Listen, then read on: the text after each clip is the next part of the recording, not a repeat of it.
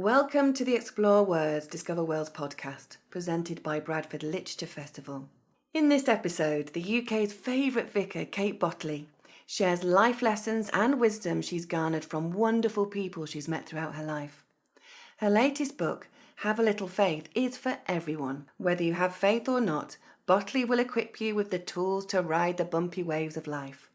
Recorded live at the 2024 Bradford Literature Festival, this episode is a warm cup of tea for the heart and soul.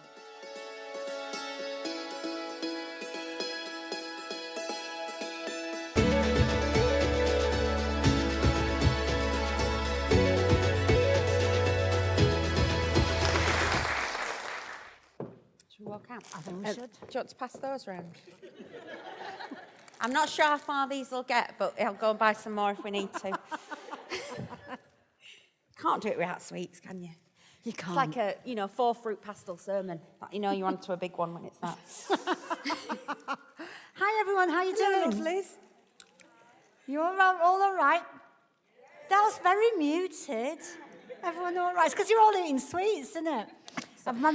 That's a secondary school teacher trick, that. I used to be a secondary school RE teacher on a Friday afternoon with year 9 boys. 30 of them in a classroom, and I used to take lollies and sherbet dip dabs in because they couldn't then talk because they were so busy eating the sherbet dip dabs. So that's a little trick. Sherbet dip dabs, things of wonder. Aren't they? They are absolutely fantastic. I haven't dip dab in ages. Well, listen, everybody enjoy your sweets. For the next hour, we are going to both, I think, be entertained and thought-provoked by the Reverend Kate Bottley. I'm Peg Alexander, local journalist, presenter. You'll often see me on TV, hear me on the radio, at events like this, on podcasts. And I'm dead chuffed that I'm going to be in conversation with you. I am dead chuffed. I'm dead chuffed too. Good. That always makes it a lot easier when we're both... It always makes it a lot easier when someone knows what dead chuffed means, to be honest with you. Just a minute, we're having our photo taken. Okay. Just a sec, look natural. Sit up. The trick is with that, by the way, is to put your tongue in the roof of your mouth because it brings your chins up. So that's the trick. You're all doing it now, aren't you? Like saying the words pelvic floor in a room full of women and we all start. So we're going to be chatting about your new book, Have a Little Faith. Yeah. Yeah? We're going to be chatting, I think we're going to be lots of chat about the nature of faith and religion and spirituality and where it sits in our society at the moment. Mm-hmm. We'll obviously get onto some showbiz stories, I'm sure. I've got so much goss. Yes, exactly. A bit of goss. And all that kind of thing. We'll just see where it gets us, and we'll obviously have a good time for questions and some wider chat. So I'm going to start off, though, on the faith thing, if that's all right. Sure. Let's get right into God and start there. She'll be thrilled. Yeah. Well, we can come on to pronouns in a minute. Yep, we'll leave that one for just a bit. But there's a number of lines that, for me, I was brought up a Catholic. I mean, I'm the youngest of 9, so that tells you. I was brought up a Catholic, and at this point, I feel I need to confess to you that I am an atheist. Absolutely absolved of all. Thank you, because I do feel like I need to confess at this point. But, there's a number of things and lines you've written in your book that I'm going to kind of pull out for us to talk about. And one of them I think is really interesting. It's very early on, you talk about your role as a vicar, and you describe yourself as a curator of conversations about faith, not as an instructor of faith. Yeah, so what happens for me is people quite often stop me in the street and they'll go, oh, I'm not, the first thing they go, oh, I'm not religious. And like it's the worst thing they could be, right? Like they're going, I'm not a serial killer. I've never robbed a bank. Like they're like telling me something that would be awful if they were. So they do that thing where they go, I'm not religious, or they feel the need to apologise. They go, I'm really sorry, I'm an atheist. And I'm like, do you know what? I don't take it personally. It's absolutely fine. It's that thing of, and then what happens is in the course of the conversation when they've told me they're not religious, which I always wonder, if they go up to a vicar and say I'm not religious, do they go up to like a builder and go, I can't do plastering, I'm not an electrician? Like, do you know what I mean? What are you apologising for? I don't get paid anymore if you're religious. That my kind of income is set, really. Or paid, do you know what I mean? In terms of God's grace. It's not going to get me in any sooner. No. I'm not going to get an extra shiny C. It doesn't work like that. And then what happens is after they've confessed that they're not religious or whatever, they then go on to tell me something that sounds quite religious. So they do this. I'm not religious, but I do like lighting a candle if I go into a church. Or, but I do like singing hymns. Or, but sometimes I think there might be something bigger in the universe. They say things like that. And I just think, firstly, I always want to lean in and go, that sounds quite religious, right? Sorry to let you know that. And so then what happens is they proceed to tell me about the God that they don't believe in, which, guess what, isn't the God I believe in either. And that's what happens is I think what we've done is if you ask a 6-year-old and a 96-year-old to draw a picture of God, who brought Russelly sweets? Who's handing them round? If you ask a 6-year-old and a 96-year-old to draw a picture of God, they would draw the same thing. Because our theology, our understanding of the thing that's bigger than us, I call it God, you might call it something different, it never grows beyond that age, right? So we never think about it because we're a bit embarrassed and we're a bit awkward and we think we might get it wrong and we haven't got the language. And so our theology, our understanding of something bigger than us, our spirituality, becomes stunted at a very, very young age. And then add into that perhaps unhelpful theology that other people have given you, unhelpful imagery that people have given you, Granny's died, where's Granny? Oh, she's a star in the sky, that's fine. But what about when you find out that that's not what stars actually are? And then you think as a grown-up, well, I thought stars were my granny, but now that, all that sort of, because we're trying to make things better and we're trying to have the answers, actually sometimes it's just better to go, And you admit that there's a lot of stuff that you say you don't know. You're very honest in the book, aren't you? Well, the only logical position, I'm sorry, I mean, I'm speaking as a theist and as an atheist, actually, who knows? Because actually the only logical position is agnosticism, because by nature it's a thing that cannot be proved. I had an email from a gentleman a little while ago that said, when were you so sure that God existed? And I wrote back and put, hopefully any day now.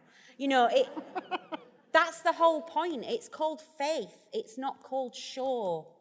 And you add into that as well the way that religion specifically is being used to control and manipulate and advance all sorts of things that I won't sign up to. It's almost like you've got a couple of choices. You can either throw the whole thing out and go, this is irredeemable because of all the stuff we've laid on top of faith and belief, then we're throwing it out. Or you can go, right, where is this helpful? Where is this spiritual muscle? Because I believe everybody's a spiritual being, whether you acknowledge that or not. I think that muscle might be a muscle you've not exercised for a while. But what I really want to encourage people is, my lovely mum, who died a year ago, was a great woman for singing along to songs that she did not know the words to. Right? Do you know those people? Yeah. Like the music comes on and they'll go,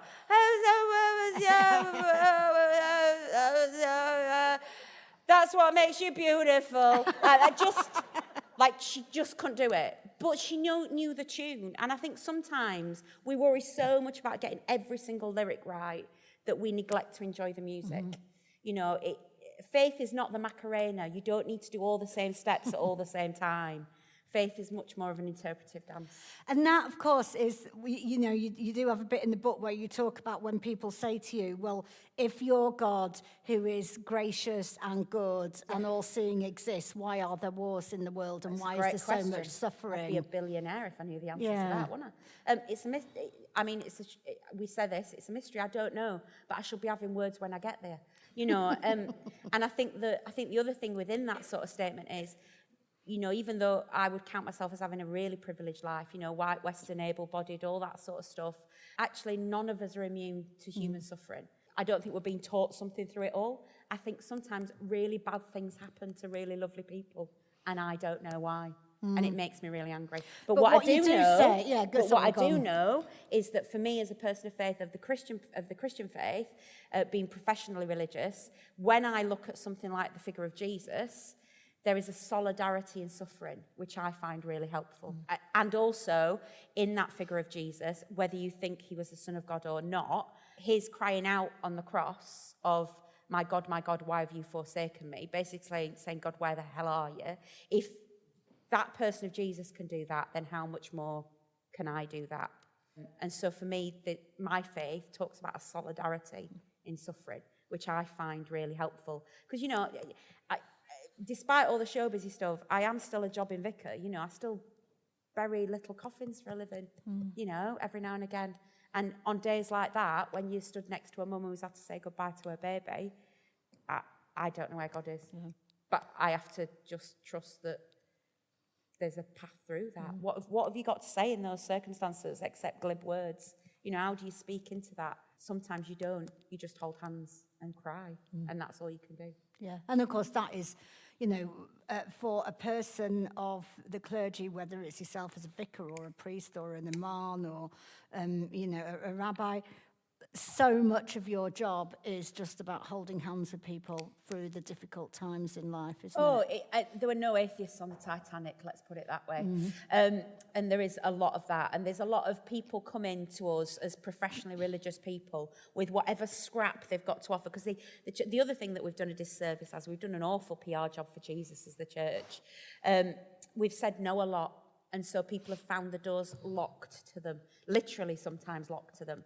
And so what happens is when I go to do a funeral with a family that, we're not religious, but Granny wants a hymn at a funeral, so we better get a nice vicar. So I get rolled out and I go to their houses and they offer me, it's really funny because they offer this scrap of whatever religion they've got. So they go, we're not religious, but I did go to Brownies, you know, or whatever they've got. And it's beautiful, and it's an honour.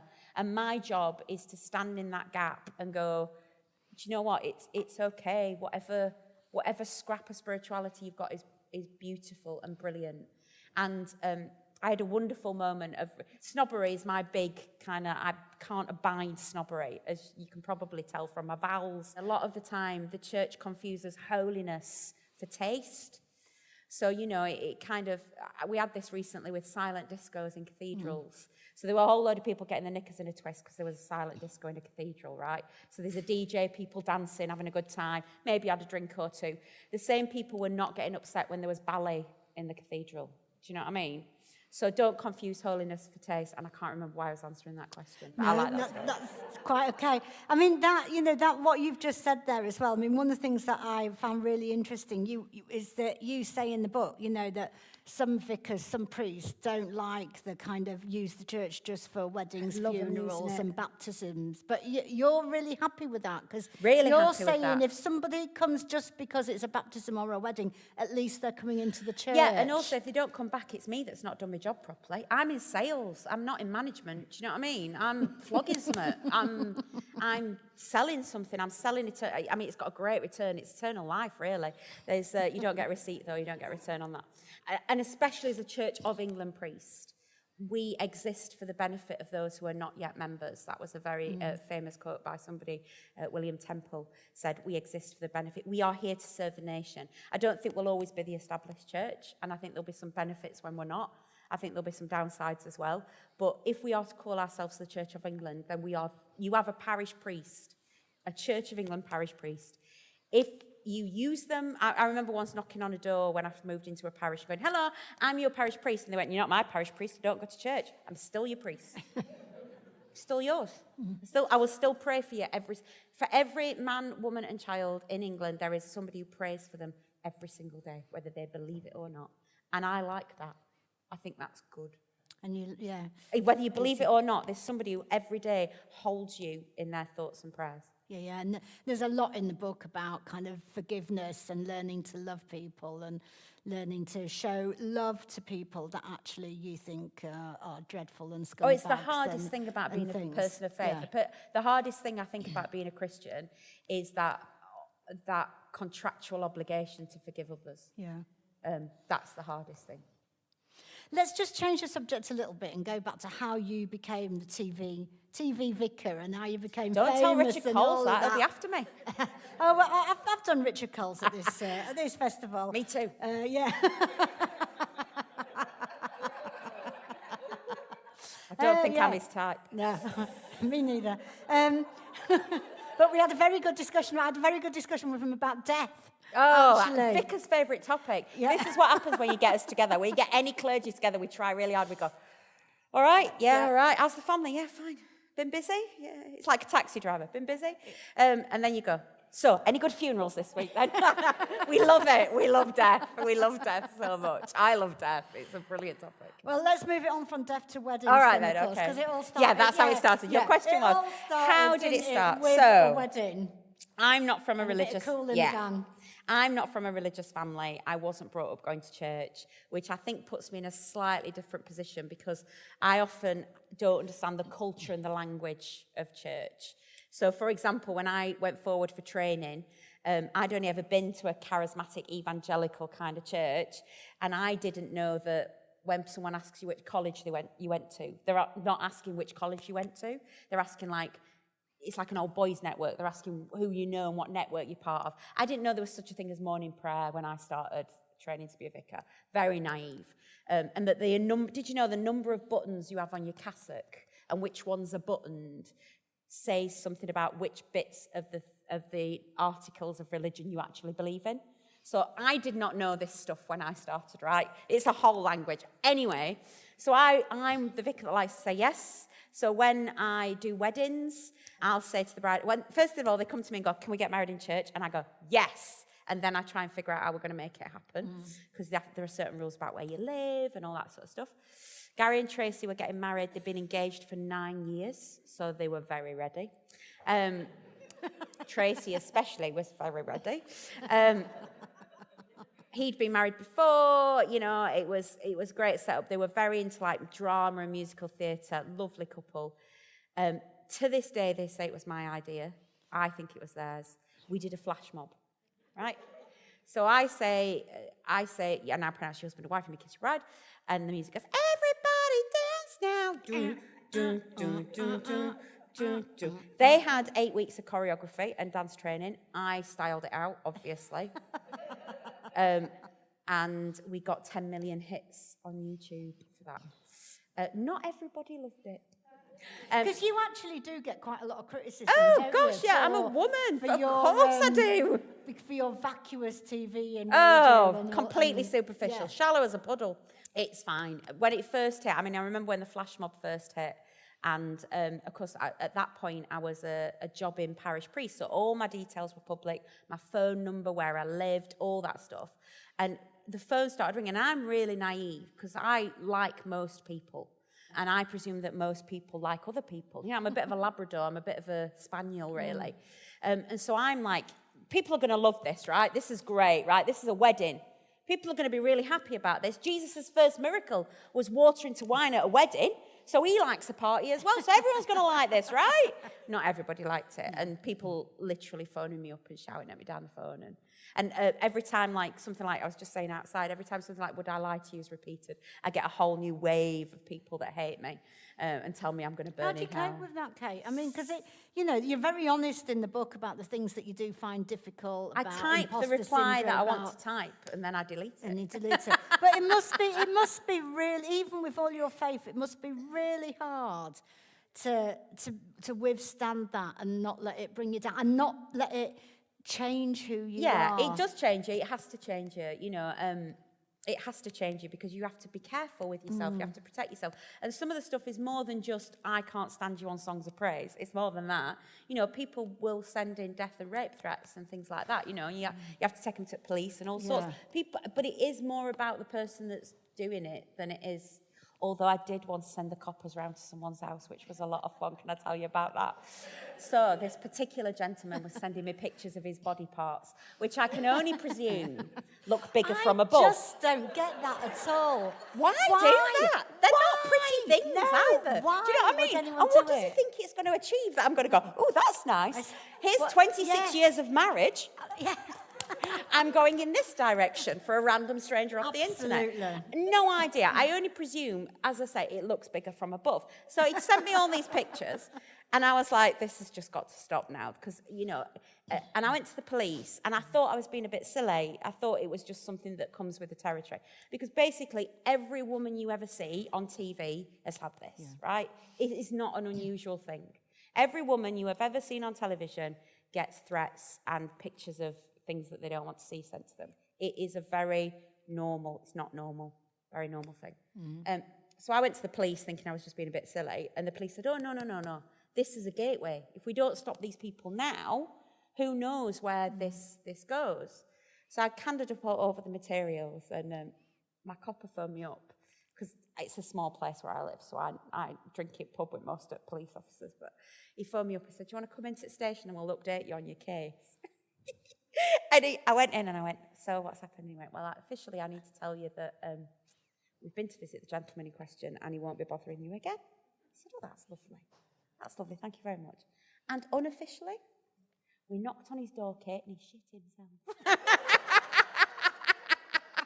Pardon my French.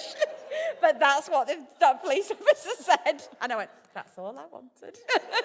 Apparently his girlfriend answered the door. She wasn't very pleased either. He won't be doing it again to anyone else. I'm not sure. God bless him. Yeah, I'm not sure where to go with that one. So, Gogglebox producers spot you, they send you, they contact you, you end up on Gogglebox, and as they say, the rest from there is history. I mean, I think, it's not just that you did a dance as a vicar or whatever. I think it is the fact that you appear quite unvicar-like. That's a funny thing, isn't it? Because I think the cultural memory I always wonder where this comes from, because I don't know if you know many vicars, but all the vicars I know, pretty much, that I hang out with, are like normal people, and also a bit on the edge of sanity, like normal people. We believe in a man raised from the dead. It's not normal, is it? So all the vicars I hang out with are all like to go out dancing or have a normal life or shout at their kids or,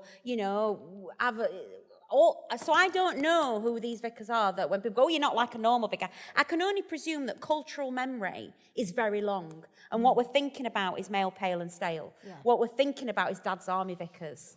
That's the vicar on Dad's Army is what we're thinking about. So I can only presume that that's what it is, which again, we've done such a disservice really. And when people, and this happens to all my vicar mates, they go, oh, you're the nicest vicar we've ever met. If more vicars were like you, more people would come to church. And I just go, well, my church is half empty on a Sunday, so that quite clearly that's not the case, right?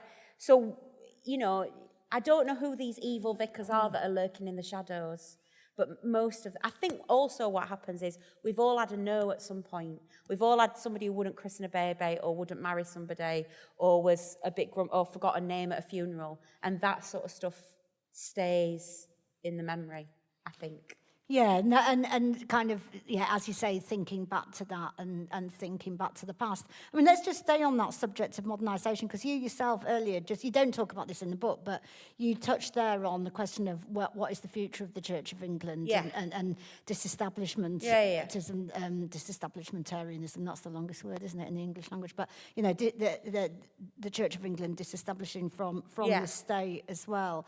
And I think that is quite interesting, because I don't know much about the discussions that are going on in the church, but obviously there's lots of questions that anyone in religion is having to think about. I mean, I know more about what's going on in the Catholic Church because my mother just talks to me endlessly about the latest article she's read in the tablet about, Vatican III and she where prays for you every day. Where the Pope's going with Vatican III. She says a rosary for you every day. And she'll sit there and, my mum regularly once a month goes to an LGBT plus mass, and she says, she hopes at some point, and she's desperate for priests to be able to get married and all those kind of things, So it's the Church of England also going through that very similar thing of really thinking about equality, justice, responding to the modern world in which we live. We're asking some big questions, and the church moves really slowly, which is really frustrating for lots of us. And the big debate in the church, wherever you sit in this conversation, is do we split and go, okay, these are the people that are inclusive of our LGBTQ plus siblings,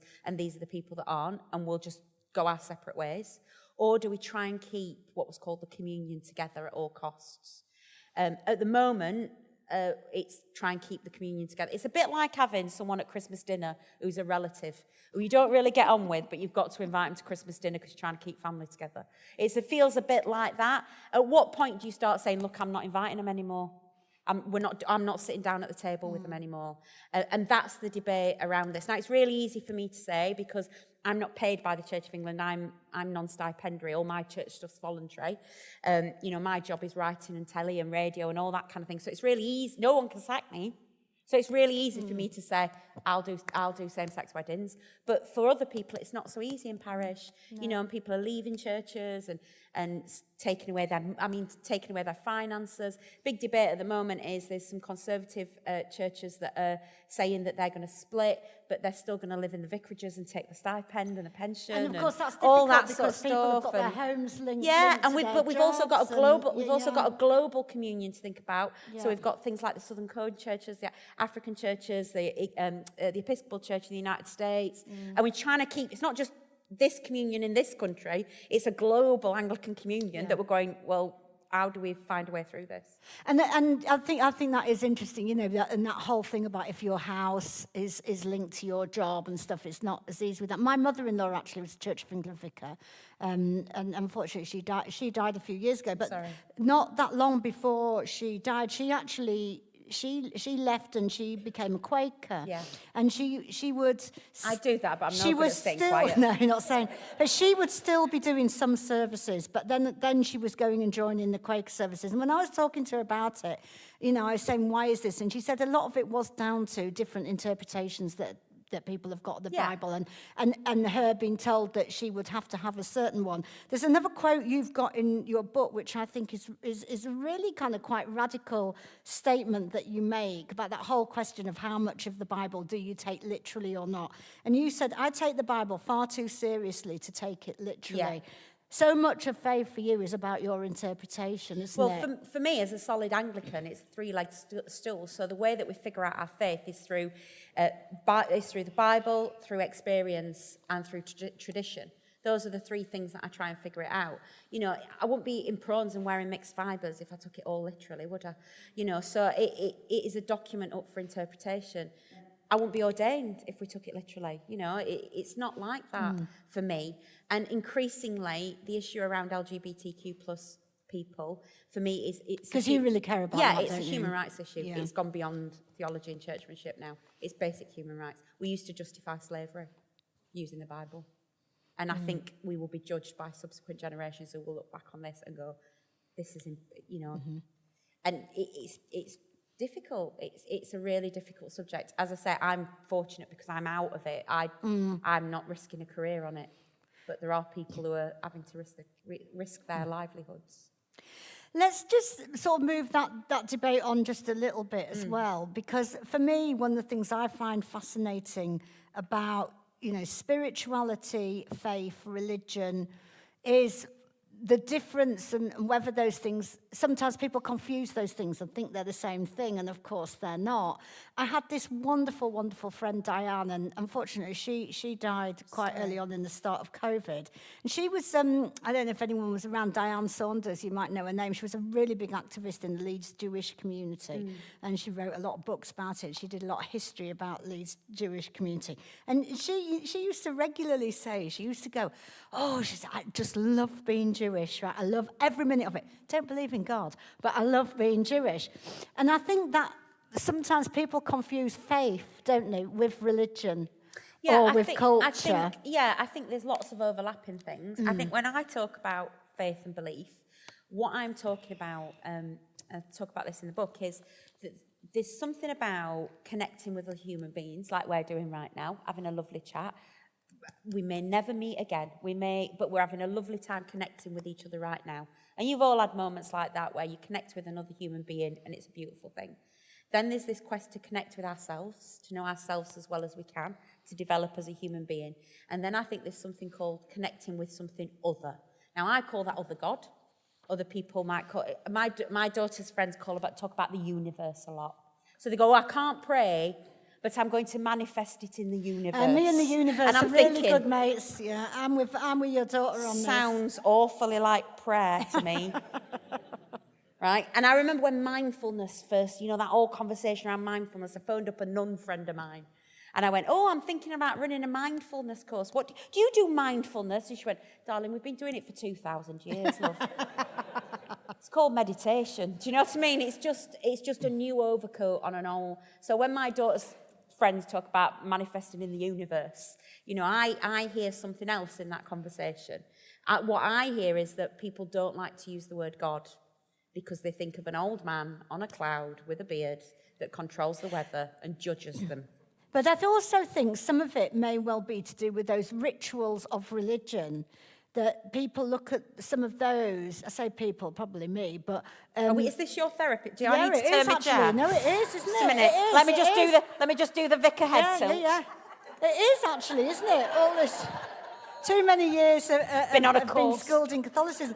But no, I think, from what you've just said there, if people are after something spiritual, something higher, that sometimes the ceremony of religion, some people love it and get it, and you talk about how important it is. And I think for other people, they find that ceremony can be a bit of a barrier. I think they find those ceremonies, but we build our own ceremonies anyway. People build their own ceremonies. You can take away the formalised ceremonies of the church, which perhaps you feel uncomfortable with, but I bet you've got your own ceremonies. So if I can give you a concrete example of this.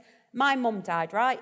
My mum died. Me and my dad have always had that relationship where when I phoned that house, my dad would go, "Oh, hello, love, I'll just get your mum." That was the relationship, right? I love my dad loves me, but I went out for coffee with my dad went to football with my brother. That's how it worked. Working class family, very set roles. My mum dies. What do we do now? So me and my dad are looking at each other going, all right then, what do we do now? I don't think we've ever had a proper conversation about anything other than our kids. Did you see Sheffield United and that pile of rubbish on Saturday? That's the most conversation me and my dad have had. So what are we going to do? So my mum's, being a Yorkshireman, he hasn't interred my mum's ashes yet because he wants to save on a plot and put them both in together. So, obviously, even though I told him I could get a deal for him because I know people. Can you get a discount? Seriously, when she died, I'll come back to that story in a minute, but when she died, I said to my dad, because obviously what I wanted was just to sit back and be the daughter. So I said to my dad, look, let's just get the undertaker. They're called undertakers because they undertake everything for you. Let's just get the funeral director to do everything, Dad. The flowers, the order of service, the whole thing. Let's just get them to do it, and then we can just... Oh, no, Katie. I think we can probably call in a few favours, don't you? So I'm... 10%, did he want his 10% staff discount? So I am stood in the going, how much can you do me on flowers? Yeah. How much can you do me on a car? How much can I get a deal on a coffin for my mother? And I'm like, this is just not right. Anyway, he got the price that he wanted, so he was happy. But so we've not interred the ashes. So where do I go for my ritual? Where do I go for my ritual? Because I've not got somewhere to go and put my flowers and stand there and have a thought. So I was like, but I've got to have somewhere to do this. I've got to have somewhere to do this. So my dad, one week I turned up and he'd got a framed picture of my mum that he'd put on the hearth, he'd put on the fireplace. And then next week I turned up and he'd put a candle in front of the picture. And he started lighting the candle every night, right?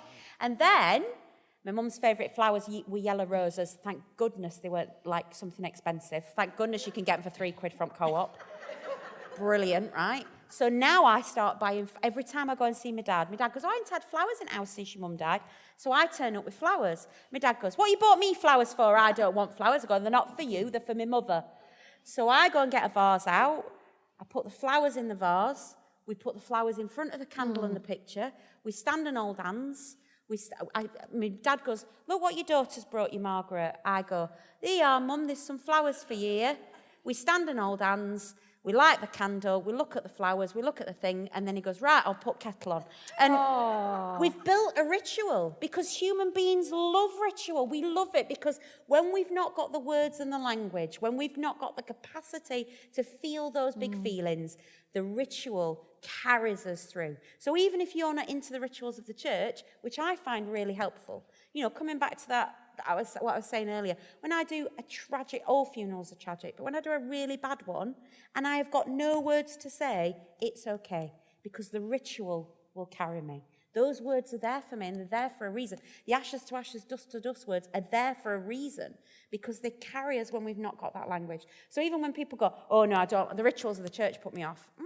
I think you've probably got rituals of your own that you just haven't, whether that's lighting incense, whether that's your yoga or your Pilates or whatever, your desire to connect with something bigger than yourself is inherent in every human being.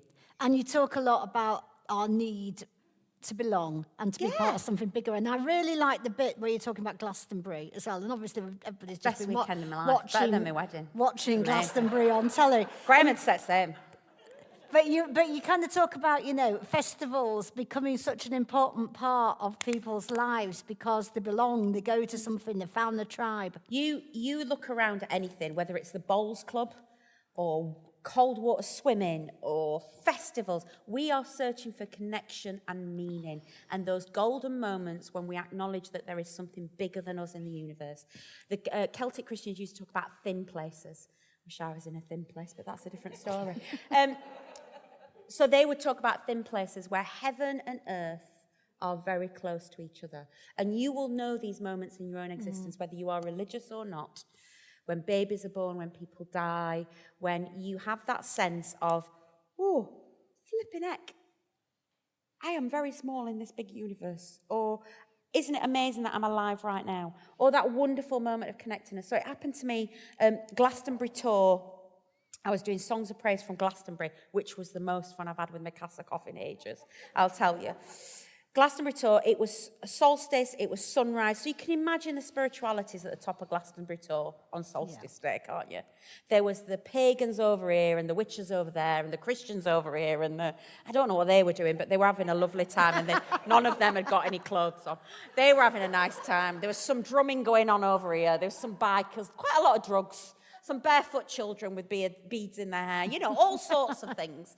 It was marvellous. And I'd climbed the tour, because it's supposed to be where Joseph of Arimathea, came back and he planted the planted the bush and all this sort of stuff. And it's got all sorts of connections and all that kind of thing. So I thought it's a place of pilgrimage. I'll take my shoes off. And also, you're not going to be the weirdest person there, are you? No one's staring at me. I've got a dog collar and no shoes and socks. I'm really normal in that place. So I take my shoes and socks off and I walk up the tour barefoot and then I do the last bit on my hands and knees because it's a pilgrimage, right? So I get to the top of the tour and the sun's about to come up and I sit next to this gentleman in leathers. He'd got leathers on. And I sit down and I'm sat there and actually I'd not got my dog collar on at that point. And I look over and I go, hello. And he goes, hello. And he's got a spliff the size of a small carrot. It's like massive, huge thing. He's got a spliff and a bottle of Jack Daniels, right? He's having a lovely time. Who am I? He's finding his connection that way. Fair play. He's a grown-up. It's entirely up to him, right? So I'm sat there and the sun's coming and he turns around and he goes, I know you. And I go, do you? He goes, I know you. And I'm thinking, here it comes. Gogglebox, that's what's coming. Because that's the thing white van drivers shout at me in hen nights. So I'm presuming that he might be in that camp. So he goes, songs of praise. Well, you could have knocked me down. He didn't look like our usual audience.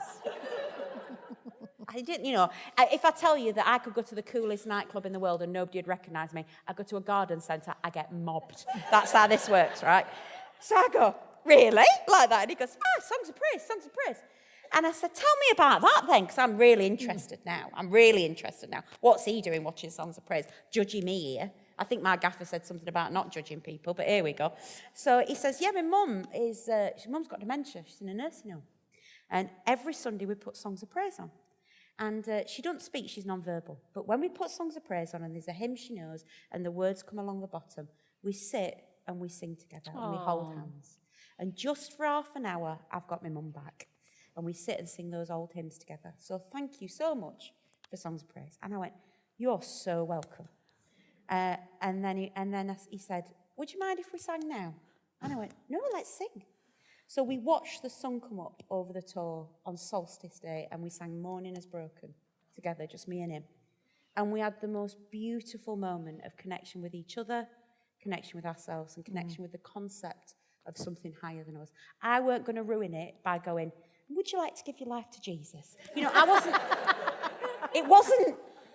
was as much on that spiritual path as I was. He might not have the language that I use, but he has as much right to access the stuff of faith and spirituality as anybody. He then did go, do you want some of this? And I went, I think I'm all right, pal.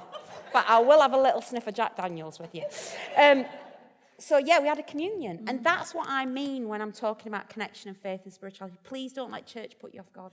Well, before we go to some questions, just one other thing I just wanted to say. Actually, I feel quite teary. I mean, despite the fact I knew that story because I'd read it in the book. I feel quite teary and emotional. It's a good one. It was a golden moment. It was very good. It was one of those moments where, and this happens to me all the time. You know, I can spend hours and hours in church, hours and hours praying, hours and hours. I don't spend hours. That was a lie. That was a barefaced lie. I'm so sorry. I just lied. I'm so sorry. I can spend hours and hours, you know, doing the religious stuff. But actually, for me, the moments when God speaks to me most is through things like that. Is through encounter, is through watching telly, listening to a song, you know, and that's what's so brilliant is, you know, when we say, don't let church or religion put you off God, that's what we're talking about, is we don't own this stuff. Those of us who are professionally religious do not own, we do not have a monopoly on faith and belief.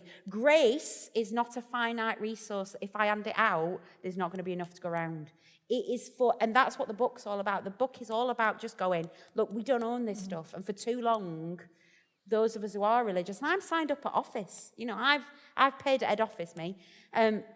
Those of us who are professionally religious, sometimes in our arrogance, have a monopoly on belief. And I think that's nonsense. Mm.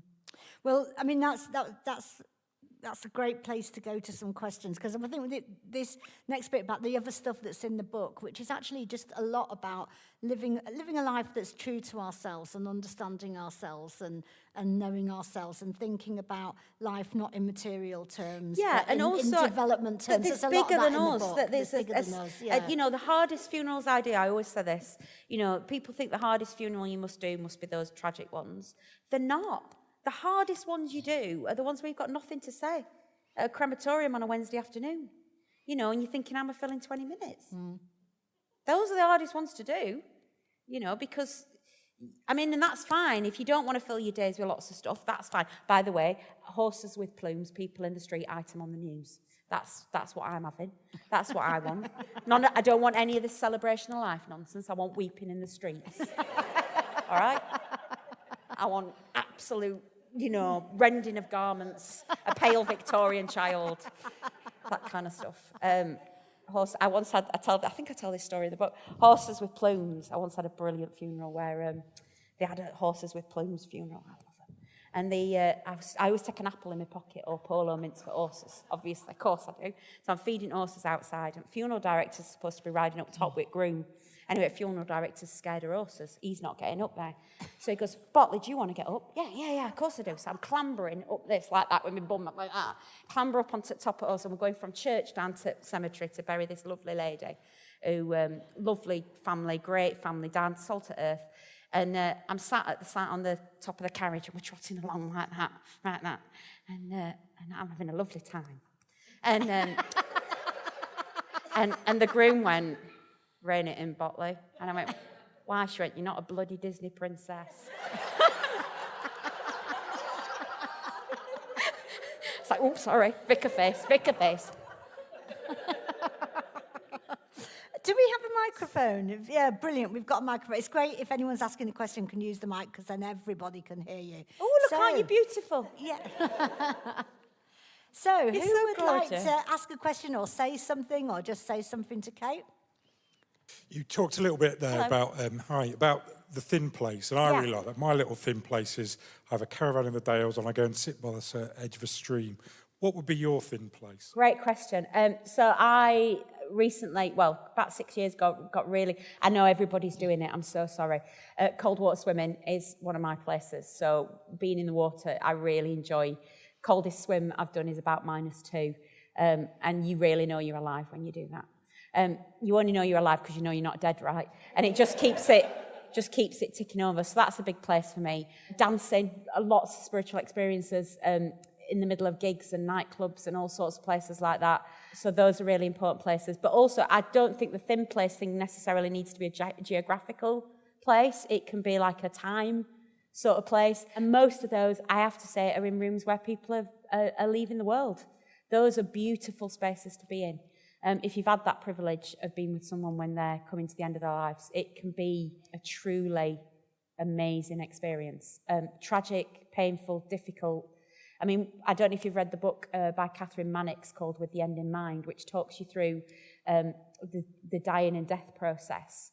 And actually, for the person in the bed, apart from all the sort of legal drugs that they're being pumped with, also your body realises it's dying, so it throws everything at it. So it throws all your endorphins and all your dopamine and all your lovely things. The irony of it is, in your last few moments, you'll probably feel the best you've ever felt. And, you know, being in those spaces, I think as well, because I'm not scared of that sort of stuff, it's a bit like being in the room when someone's like giving birth, and I've done that a few times as well, 2 of my own and a few other people's as well. It's a real honour and a privilege to be in those spaces, those transitionary moments. So yeah, thin places, water, dancing, and death. Hello, Kate. Hello. If someone next could ask a question on the front row, that would be a lot of fun. Yeah. Just so I can just do that. You watch your footing, you. Where there's blame, there's a claim. Go on. As an atheist yet to face their Titanic, I love the stories of the Bible. That's where I come at them. Mystery plays, passion plays. You made a fantastic documentary about Judas. Yeah, I loved that documentary. I loved it too. Team Judas. Team Judas, Auntie Judas, which is all about forgiveness and, of course, core of that faith. I don't want to give any spoilers, but how do I forgive you for your choice? Because I didn't understand it. For my choice of not forgiving Judas. For me, not forgiving Judas. Well, that was a long time ago, and the brilliant thing about faith and belief is it changes. So that was 7 years ago, that documentary. I'm not sure. I think what I said in the last quote is, I'm not sure I'm ready to forgive him just yet, was what I was sure of. I think that's the other thing that's really important to say about faith, is it is not the same thing. My faith wasn't the same this morning when I woke up as when I go back to bed tonight. And I think one of the things we really need to normalise in society is people changing their mind about stuff. You know, and that you might think this now, but you might not think that tomorrow. So I think what I said in the documentary was, I'm not ready to forgive him just yet. I think I probably am now. I was going to say, have you I think moved so. on? I think so. Someone had to do it, right? And I think we all like to think we'd be a Mary Magdalene at the foot of the cross looking lovingly. But I think we all probably know that that's not what we'd be. It was fabulous. Thank you. I really enjoyed it. It was a really good... Is it still on iPlayer or No, somewhere? it was a long time ago. It was one of the first things I did. I left Gogglebox to do... So Gogglebox have exclusivity and you're not allowed to do any other telly. So you can't be watching the telly and commentating it if you're then on the telly. It kind of breaks the sort of vibe. So I left Gogglebox to do that documentary. And it was an amazing thing. And there's a church, I think it might be Sussex, I can't remember. You have to Google it. Where there's a stained glass window which has got Judas in it taking his own life, which is the tradition of what happened to Judas after he betrayed Jesus. And it was so controversial, this window of Judas hanging himself, that it took 7 years for it to be installed before the PCC could agree on it. So it's an amazing thing. Yeah, I think we'd all like to think we'd be Mary Magdalene. I think we know where most of us would be, right? When the chips are down and there's a knife at your throat. Thank you. What a fantastic question. We've got See, I a told you it's question gonna own there, up halfway. and then We're one going over halfway. here after as well. First of all, I'd like to celebrate it's been 10 years and I've never asked that question. I love this. I love Yes. being empowered to do this. Yes. Thank you very much. Okay, here I go. Woohoo! True or false? Oh, God. Yes, darling. In my journey, I have found that I've had to unlearn some things I thought I knew. And I am a Christian, and I'm unashamedly a Christian. All right, love. Have you found that you've had to unlearn the things you thought you were faithful at in order to be faithful? Yeah. Oh, yes, absolutely. Explain why. Yeah. So I came to faith at 14. And I came to faith in a very evangelical, charismatic context. And I can pinpoint the exact moment I went from not believing in God to believing in God. It was literally a moment. And I came to faith in a Christian union at school, and I went to things like New Wine and Spring Harvest, and that was my spirituality. And I never questioned it. It was, and I remember being told as a 14-year-old that if my mum and dad and my brother weren't saved, they were going to burn in hell. And it would probably be my fault that they weren't saved. Now, I don't know where your spirituality is. I don't know what your Christian, for those of you that are of the Christian faith, where you are on that. But I think that's probably abusive to tell a 14-year-old that their family are going to burn in hell if they don't do something about it. I see that as abusive now. I'm like, Who tells a 14-year-old that their mum's going to burn in hell? That's a ridiculous thing to say. Or they would soften it by saying they're not going to heaven. That's what they would say. So I unlearned a lot of that kind of inherited theology that I needed to deconstruct in order. And lots of people deconstruct the religion that they have when they're a child and then never reconstruct it. So they just deconstruct it. They go, right, I don't believe any of this anymore. Therefore, I don't believe any of this anymore. But what I did was sort of go, well, I definitely don't believe some of this stuff anymore. So what do I believe? And then rebuilt it, reconstructed it. I fully expect I'm going to have to do that again at some point. You know, I've not arrived at a destination. You know, and I said this to baptism families that bring their babies for christening, and you can see the godparents sort of shuffling one foot to the other because they're about to be asked what they believe and they don't really know and they're not really sure. And I just go to the pub with him and we knew each other at school and I'm not really sure what I'm doing here. For those of you that have ever been to baptism christenings, there's a lot of shuffling from one foot to another and they go, I'm not really religious. And I go, it's okay, I'm religious enough for everybody. You know, you just need to be prepared to ask the questions and have the conversation and be prepared to go, I just don't know, but let's figure it out together.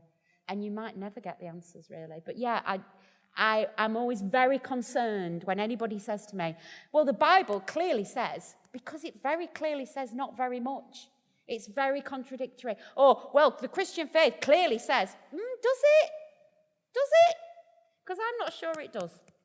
And I think that it's perfectly possible to be full of doubt and full of questioning and still be a person of faith.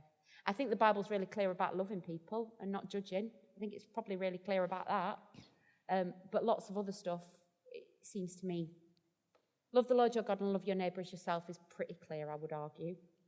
But beyond that. I mean, there's a phrase you use in the book, and now tell me if I don't want to be putting words in your mouth, but the way I read it, I got the impression that this is the one constant for you, that whatever else around your faith might be changing or you're thinking each day, I'm not sure what I believe, but it feels, reading the book, your constant is, and I'm quoting from the book, the fact that I am loved by the author of life itself is the foundation of my faith. So what blows my tiny mind when I'm having is that the author, inventor of love in the universe, which I call God, loves me. The being, the entity, the energy, the whatever, that first brought love into being, loves me. That's incredible. That's amazing. And loves you. And I'm a rat bag. And there is nothing I can do to add or to diminish from that love. I think that must be the most wonderful comfort in life, to go through life knowing that, because you're never alone, are you? It's so empowering. It's the most empowering thing, I think, that no matter how much I mess up or I'll get it right or any of it, there is nothing I can do to add to or subtract to that love. You know, it is an incredible feeling to be held as beloved. And when you were asking earlier, how do you cope with people that are mean and horrible to you? Well, but the challenge of it is, you know, when they're mean and horrible, I think, well, I'm loved, so it's all right. But the challenge is that so are they. That's the challenge, isn't it? So are they. I believe so are they. That's the learning to love people who... Even the worst person that ever existed. Yeah. And that's the really hard thing about being a Christian. That's the really hard thing, is that I can't subtract. What a great question, though. Thank you. So we had one here, and then we've got one down here. We had one in the middle here. You know, you can ask anything. But let's go down it don't need to be theology. You know, you can ask about sewing bee and MasterChef and all that sort of stuff. I was just going to go back to what the gentleman said about Judas. Oh yeah. Now, would you think that was part of God's plan? And do you believe that God has got a plan for us all? That's such an interesting phrase, isn't it? Because sometimes people talk about, oh, well, it's all part of God's plan. It's really hard to think that when you're sat with a mummy whose baby's died. I can't look that person in the eyes and say that. So no, I don't think there is a plan that is all written out. Every single dot of a full stop, cross of a T is all arranged. I think it's a bit like free-form jazz. Go with me. I'm going to explain. So, you know, like that really cool jazz music that we all pretend to like, but we don't really understand sometimes. Lovely jazz. I mean, maybe you do understand it. I don't. So when jazz music, as I understand it, I'm married to a musician. I'm not a musician. But as I understand it in my non-musician brain, When you get people together that do free-form jazz, right? So a clarinet and a piano and a singer and a big double bass thing and whatever, they don't know where they're going, right? They don't know what they don't go, we're going to play this song and then we're going to play this song and this is the set list. They don't do that. They someone starts playing and then someone joins in and then it kind of goes in a direction. There's sort of a rough outline, but you kind of never know where it's going to end up. So there's sort of a plan, but not a plan. And and it can kind of go in all sorts of directions. But they know they're going to play a piece of music for 10 minutes and then they're going to go to the bar and get a drink, whatever. So it has a plan, but it doesn't have a plan. And I think it might be a bit like that. Does that make sense? So you believe that God has got his hand on you anyway? I believe, yeah. I believe this. So the one I can think of, and also I acknowledge that we don't have, we're trying to understand an entity that is completely unique in the universe that we have nothing else to compare it to. How can we understand it? As brains are really, really tiny compared to... So we're thinking about a supreme entity in the universe that is incomparable and incomprehensible and ultimate, and there's nothing else like it. So it's a bit like, I think I said this in the book, I get asked to go on I'm a Celebrity every year, right? I'm not doing it. It's not happening, all right? I'm not that skint yet, all right? I can't think of anything worse. It's not the snakes and the spiders, it's not the eating challenges, it's not any of that. It's being locked in a jungle with strangers and being forced to get on with them that terrifies me. But when you're on I'm a Celebrity and they're doing those awful bush tucker trials where they're eating kangaroos' balls, or if you don't watch I'm a Celebrity, this is going to be a really weird comparison, I'm really sorry. I love telly. So what they do is they feed them like kangaroos' testicles. And when they're feeding them kangaroos' testicles and they're having to chew on it or whatever, and Ant and Dec go, oh, does it taste? Like that. I can't do a Geordie accent, right? Ant or Dec says, how does it taste? And the contestant goes, it tastes like chicken. It doesn't taste like chicken. Guess what? Kangaroos' testicles taste like kangaroos' testicles. How do you know? But that's the point, right? That's the point I'm making, right? So when we talk about God, we don't know what God's like. So we have to use terms like he and father and shepherd. And of course, God is none of those things, but all of those things. Because when we taste kangaroo testicles, we have to say it tastes like chicken. It doesn't taste like chicken, it tastes like kangaroo's testicles. But we have to compare it to something that we do know. Because we're describing something that we don't. Do you get what I'm saying? So all language is inadequate when we're talking about God. All theology is inadequate when we're talking about God. Who knows? We don't. That's the whole point. We've got time for one last question. That was like proper theology then. That was. Is everybody all right? Do we need to stretch out? Let's just... Goodness me. You did say to me earlier, proper theology, that. What are we talking about? We're telling jokes and gags, and I went, oh, no, I want to have a proper discussion about theology and faith. Oh, my word. No, I want to talk about show business. Who's the nicest person you've ever met and who's an horrible person? Are we doing that one? Steph's packed lunch, Oh, really. I loved Steph's packed lunch. You did some Steph's packed lunch, didn't you? We loved it, yeah. We loved it You must too. have some stories about that. Steph's packed lunch was the best television programme. It's so naughty. There was a whole lot of naughtiness. I actually found a Tory I liked, which was fun. That was a new experience for me. I presume you're talking Saida there. Present company accepted, if anybody's in the house. Yes, Saida Varsi. Love it. I don't think she's a proper one. It's more Lib Dem, really, than anything.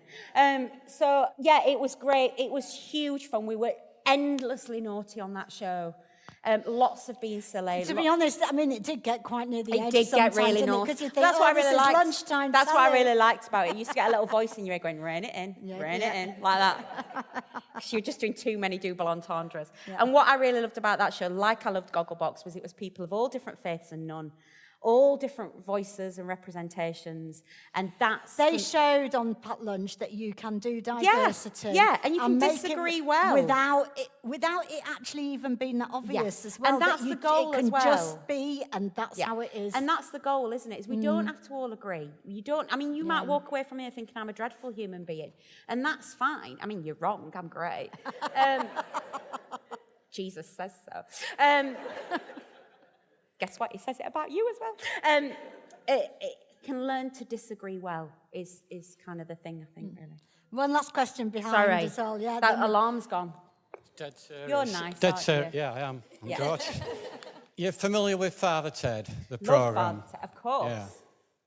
Yeah. In your talk, you mentioned a vicar having a cassock and certain buttons undone. Please don't ask me what I wear under my cassock. That would just Certain be buttons undone for things yeah. that they yeah, didn't yeah, believe in. Yeah. So how many buttons do you think Father Ted Father and Jack. Father Doyle How would have many's Father undone? Jack The got? money was just resting in my account. I think the brilliant thing about representations of people of faith on TV, Dibley did us loads of favours. Dibley did women vicars loads of favours. People already think we're nice and that we like chocolate, so we're on a front foot. I think what is brilliant about representations of clergy, including Ted, including Dibley, including Rev, if you ever saw the series Yeah, it's Rev. fantastic, Rev. Fantastic series. One of the most realistic portrayals of vicars on TV, by the way. The number of times on a Friday we've been having a special cuddle and someone's knocked on the door, just saying. Who's that? Tell him to, I can't tell him to piss off, I'm vicar.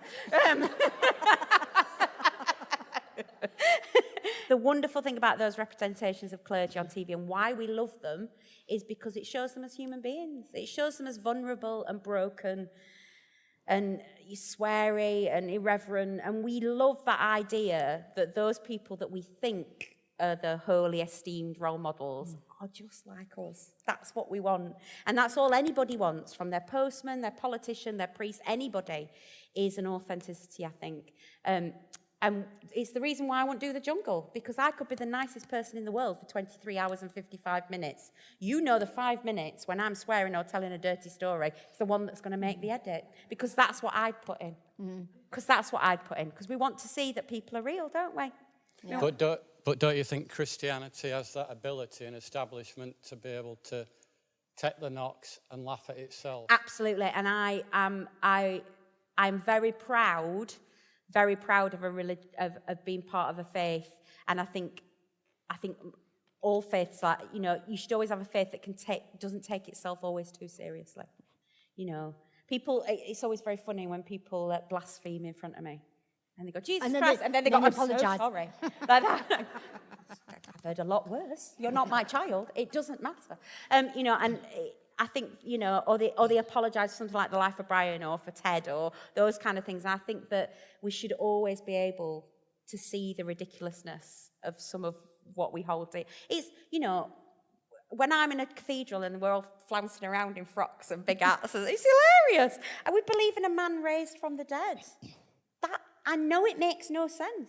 I know it makes no sense. Yet here I am, because it's called faith. It's not called show.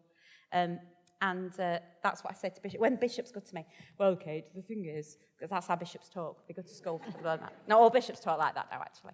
But it was funny because RP has only just gone out as a thing at vicar schools. They used to have RP. And one parish I know, when they were interviewing a new vicar, their desirable qualities on their job advert said, must not have a regional accent. So they do still exist like that. They're not allowed to get away with it. But sometimes bishops will go to say to me, you do like to be the centre of attention, don't you, Kate? And I go, you wear a big hat and a coat for a living. You've got some need to talk. Don't tell me you're not enjoying it. At least I'm owning my budget. I've monetised it as well. It pays me mortgage. So, unfortunately, we do have to finish. I know Oh, we yeah. could carry We're on. 4 minutes over. But the book is called Have a Little Faith. It is. And it's for the it's lovely if you are religious. That's lovely. Thank you. I'll see you when we get there. Save me a seat. And if you're not religious, it's got so much in there. Yeah. And if you're not religious, I'll see you when you get there. Save me a seat. Everybody, please give a massive round of applause Thank you for to your the Reverend Kate Bottley.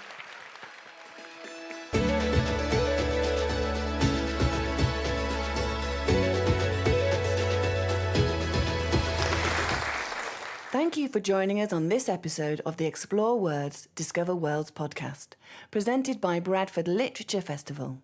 If you enjoyed this episode and you'd like to help support the podcast, please subscribe, share this episode with others and leave a rating. Mark your calendars for the return of Bradford Literature Festival on Friday the 27th of June to Sunday the 6th of July 2025.